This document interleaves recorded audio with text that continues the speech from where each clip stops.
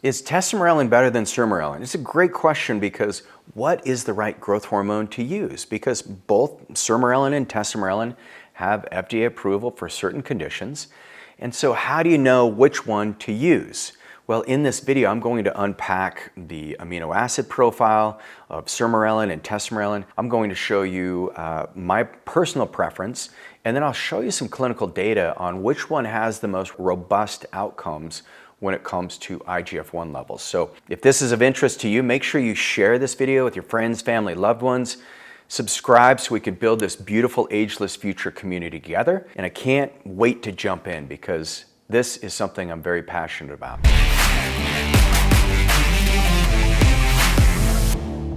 So growth hormone releasing peptides, there's about 100 of them. And of all the peptides that I've tried, I love sermorelin and I love tesamorelin. What is the difference? Well, first of all, sermorelin is 29 amino acid chains.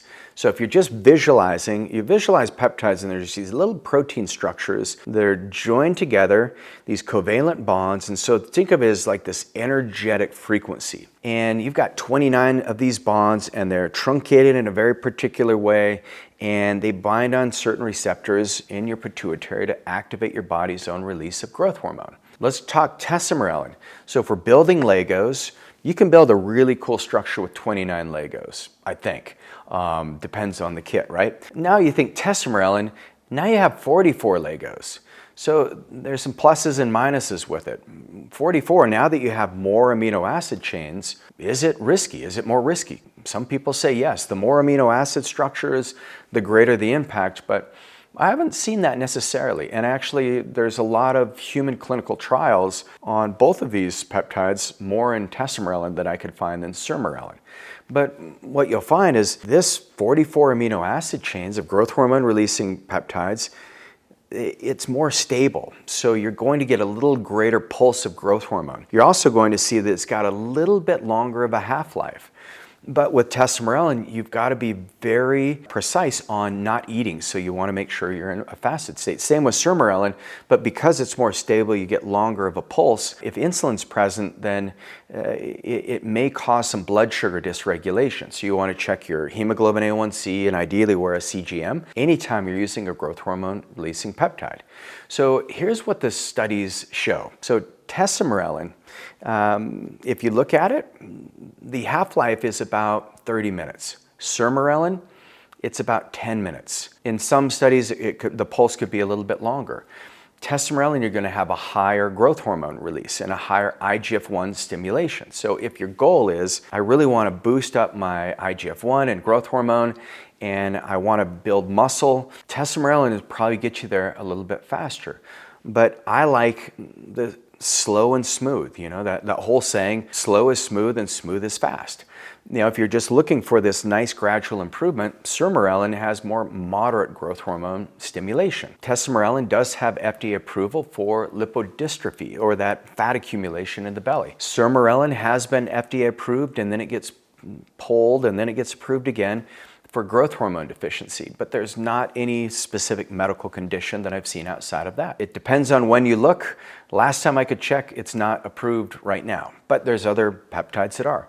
The pituitary dependency. The tesamorelin has less pituitary dependency, and the sermorelin has a little bit more pituitary dependency. And so that means that you're going to need the pituitary being very active if you want sermorelin to work. So one reason why you may not notice benefits on sermorelin is just due to the fact that your pituitary may be underperforming.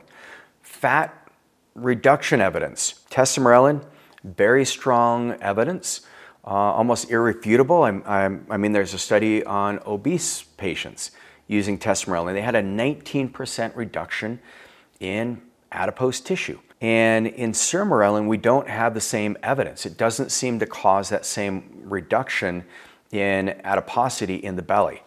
Cognitive benefits. In tesamorelin, it's been shown to increase executive function, verbal composite, memory and retention, and also your ability to learn new things. Whereas with Sermorelin, there's no clinical studies that I could find. But they both work on that IGF-1 pathway, and IGF-1 helps improve BDNF. So they're both great peptides, but really you can see if we're in kind of like this, we're slugging it out, right now Tesamorelin's winning.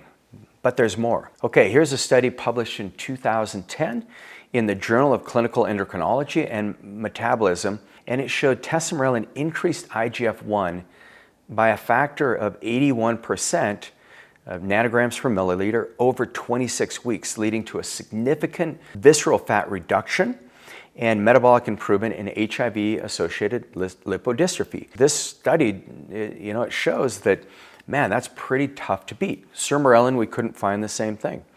Here's another potent issue when it comes to Tesamorelin. Tesamorelin, it's FDA approved for reduction of abdominal fat in patients with HIV-associated lipodystrophy. It is clinically validated for effectively reducing visceral fat, and Sermorelin does not have that same evidence. In 2020, this study was published in Aging Cell, and it found Tesamorelin use in older adults led to enhanced cognitive performance, especially in executive function. It led to improved insulin signaling and IGF-1 modulation. Sermorelin, I couldn't find the same large-scale clinical trials for FDA approval like I could with Tesamorelin. All right, so for those of you Sermorelin lovers, here's where Sermorelin may actually be better. Once again, I really enjoy both of these, and I'll share with you at the end which one I like choosing when I can. Sermorelin has a shorter half-life, so that gives you just that little pulse.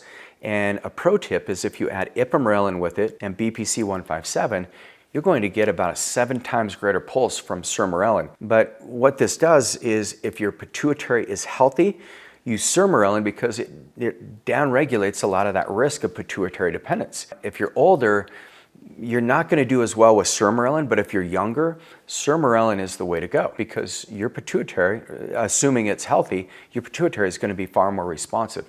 Tesamorelin's half-life, that 30 minutes, allows for stronger, longer growth hormone pulses, and even in aging or underperforming pituitary. So if you're up there in the 60s, 70s, 80s, and you're still young, but your pituitary may not be as responsive as it was when you're in your 20s, 30s, or 40s, lean towards Tesamorelin.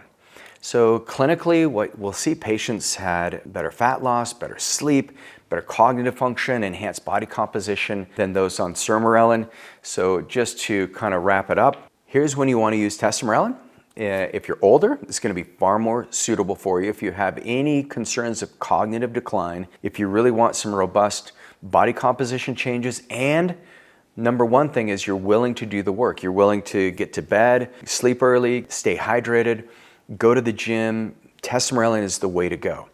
If you're younger and you have a healthy pituitary and you want to downregulate any kind of risk because it's a smaller amino acid profile, remember 29 Legos instead of 44, Sermorelin is going to be the way to go. It tends to be a little less expensive. They're roughly close, within 10 or 20% based on the pharmacy that we use. And once again, don't go buy these peptides research-based or buy them online because you may not be getting the full sequence. If your pituitary is great, if you're younger, 40 or younger, then Sermorelin is going to be amazing for you.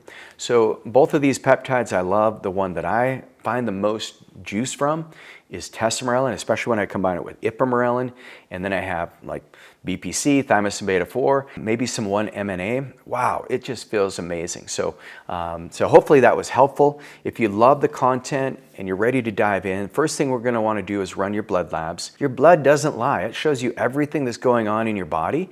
And if you have functional medicine providers or people who know how to read labs, then you can get very selective on what peptide is going to be best for you.